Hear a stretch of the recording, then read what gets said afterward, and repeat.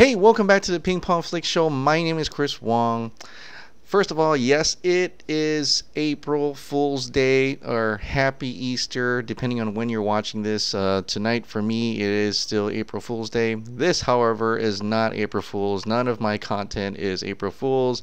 I'm not joking or anything, and I made sure that what I'm looking at is not a joke at all. No, sorry, we're not getting the Snyder Cut yet. There's no official announcement or anything like that. But before I get into what I wanted to talk about today, I just want to let you know that I did get to watch Suicide Squad Hell to Pay, and I gotta say, I recommend it. It is a really pretty good animated film. It is bloody, it is gory, I think it's got swear words in it, but I think it's definitely for mature audiences. There's humor in there, but it's not like slapstick humor, you know. It's placed in there, and it doesn't have to be like Deadpool humor. It doesn't have to have crude jokes like that. They could add humor to a mature R-rated animated movie. The story is actually pretty well done, and it ties up some, I gotta see, I guess, loose ends or some character arcs from other animated DC animated films, and I really like that. No spoilers, but I just said, you know, one of there's a huge plot twist in here, which for me was, I don't know if you saw it coming, in great, but for me, one of the villains, I'd say bad guy, no, not good guy, bad guy like Harley Quinn says what they are, but bad guy. Something is revealed, and I thought that was really awesome, really cool way to tie in something from another storyline from another DC animated film, and that was really cool. And the ending is like almost I guess Quentin Tarantino-esque of way of taking care of a bunch of characters all at once, but it's cool. I really enjoyed it, and I want to see more of this type of DC animation. A lot of people say, oh, it's dark, it's too bloody, it's supposed to be cartoony and fun. Yeah, well, you can have that cake and eat it too, but I generally enjoy this type of work, so that's cool.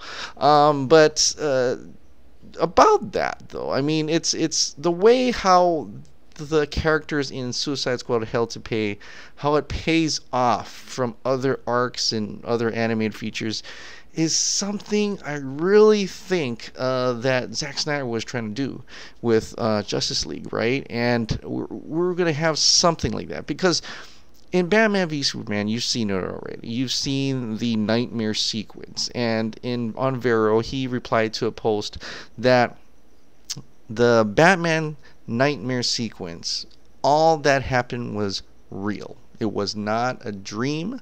It was from possibly the future, or we think maybe a parallel dimension or something like that. For the most part, most people think it's from the future, right?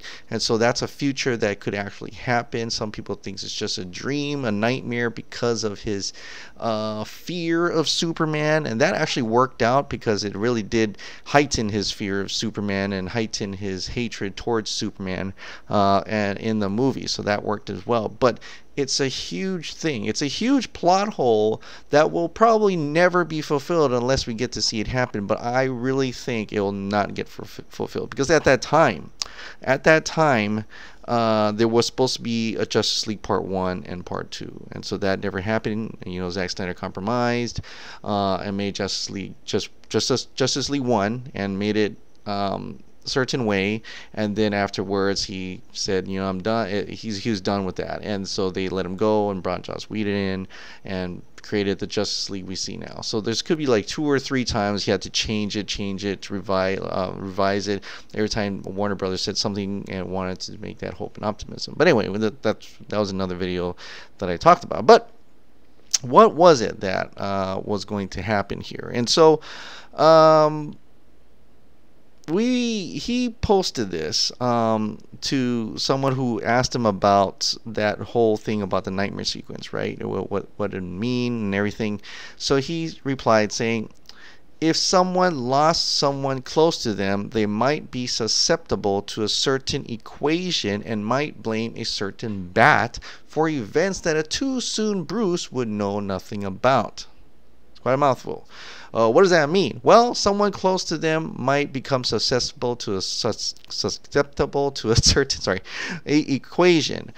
Superman would have been susceptible to the anti-life equation. What is the anti-life equation? Okay, the anti-life equation. I'm gonna fail to paraphrase it, so I'm just gonna read it off from this Wikipedia. Is that the anti-life equation is a fictional equation in the DC Comics universe in Jack Kirby's fourth world setting. The anti-life equation is a formula for total control over the minds of sentient beings that is sought by Darkseid, who for this reason sends his forces to Earth, as he believes part of the equation exists in the subconscious. So, with Lois dead, Lois dies somehow. The anti-life equation takes control over the mind of Superman. So Darkseid is using Superman as his henchman, or his superpowered pawn, if you will, and that's why he kills Batman in the Knightmare sequence.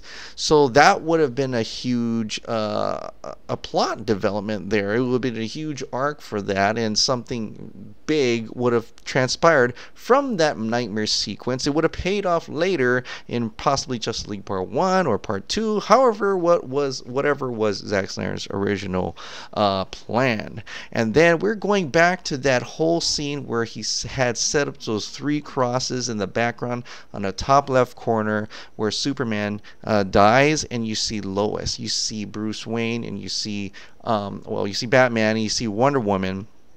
So at first I was thinking, well, maybe one cross is Superman, the other 2 crosses the other people. Okay, how about this? Each cross symbolizes each person who is standing there right now in that scene that are going to die. Well, you got Lois is the key. Lois dies.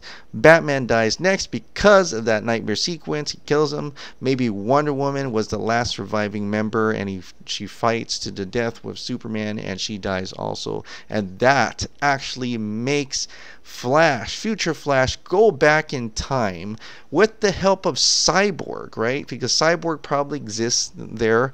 Cyborg is there with the technology to help build a suit that will make Flash be able to go back in time to tell a too soon Bruce again, and then history kind of repeats itself. Nothing actually happened.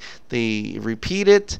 Maybe they changed a few things, but they have to go back in time and set it right again. So the whole thing about in Justice League is to try to keep Lois alive. Maybe that was the original plot for Justice League Part 1, because Batman knew that would happen if something would happen to Lois, and so they went out and tried to protect Lois. And maybe it still happened anyway. Something happened and they had to change it up. So it'll be it's going to be like a time traveling type of series, but because a lot of people are too impatient to ever realize that, they just want everything up now, up front. They don't want to even explore what happens later. The payoff's gone. You don't get the payoff later on in Justice League Part 1, Part 2, or even if there was a Part 3 or something. And so I like to think that we had a huge, phenomenal story. It was supposed to have taken place. And then for people who like that Mad Max Fury Road, a Nightmare sequence, we could have got more of that. It would have been so awesome. That was one of my best sequences in Batman v Superman. And I totally would have loved to see that world, see that story play out. And yeah, people just couldn't resist not having a hope and optimistic Superman, even though you can go back and watch Christopher Reeve, but there was more to that story. It was an entire arc, and so they had to skip all that. And possibly in that whole first original Justice League Part 1, Part 2 had Black Suit Superman in itself, and then Michael Wilkinson, it almost implied in his note about saying that they need to get him to the hopeful character. It almost sounds like Jeff Johns telling him that, and so that's why they went with the red and blue costume. Instead, it went straight to hopeful Superman instead, and so that was Plan B. Then, of course, Plan C is Joss Whedon, and history. That's what happened. So that's the whole story for all of that. Well, in my mind anyway, that's my own opinion. It may happen somewhere else. If someone can make something to realize what actually transpired, and if you go to release the Snyder cut, you can actually see a lot of that timeline. Fiona does it really well. They placed out a timeline. Someone else is also placing out a timeline for Batman v Superman. So it's kind of cool to see what transpired there. And by the way, that's free. You don't have to pay for a documentary. You can go ahead and look at that. But I would have loved to see that play out. I would have loved to see that type of storyline. It would have been so epic and just original. Something you won't see coming. Seeing a hopeful Superman, which is cool. I like seeing hopeful Superman and take out villains and save the day and being all Boy Scout. But it's predictable in a way, right? So this is unpredictable. You don't know where it's going. It's quite amazing to see what that movie would have been, and seeing how the despair would have been so great that when Superman finally comes back and they change it over, it would be so amazing. That's one cool about I like about the Injustice game. The first Injustice game, it looks so dark and dreary. Superman's evil, and then it looks like they're about to lose, and then when the real Superman shows up and fights Doomsday, they're like on your feet and you're like, yeah, it's that bam, that's what I'm talking about. And so it makes it much more impactful, and I've talked about this at great length. But so the anti-life equation would have been in part of the movie, yeah, until it wasn't. Hashtag until it wasn't. But a little bit hopeful is that maybe they thought Plan C, or whatever plan that possibly Zack Snyder has created for this current DC Extended Universe, that's why they haven't really changed their timeline. They're still making Aquaman, they're still going Shazam, they're still going Wonder Woman 2, they're still making Suicide Squad 2. There is no all of a sudden a change in timeline. They think they can work with whatever they had placed out, and with the new gods, they can explain the anti-life equation. So I'm not saying that Superman is going to be evil later on, but they still could do that after the mainstream audience is comfortable with this DC Extended Universe, and the mainstream audience is willing to accept it, and it's more universally loved by all. And then maybe they're in time they can get back to this world of a Knightmare sequence, maybe, and maybe it'll pay off later on. I'm crossing my fingers. I'm not saying it will happen. I'm just being hopeful for it.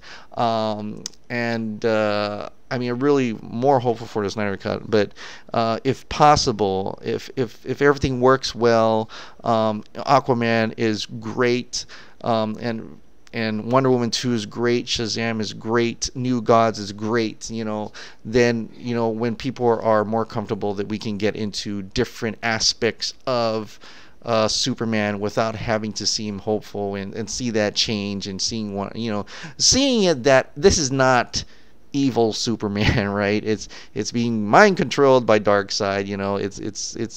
It's something to be accepted for. It's acceptable. So I don't know. I'm just being hopeful for that, but I really wish we could have got part one, part two. I've seen this at part one, part two. I've seen this at great length, but just every day there's something new, and every day we learn a little bit more, and hopefully we'll get. Hopefully by tomorrow, by the time this shows up, Zack Snyder posts something else on Vero and surprises us all. But I like to believe that there is a Snyder Cut coming, and I like this Screen Rant article that talked about that, and it kind of talked about what I talked about yesterday in my other video, and it's great to see that even someone over at Screen Rant, and I think I know who the author is talks about how Zack Snyder is telling us to believe in this Snyder Cut, and we are, and we will continue to do so until he tells us to stop. All right, guys, thank you so much for subscribing. Thank you so much for watching. I'll see you next time.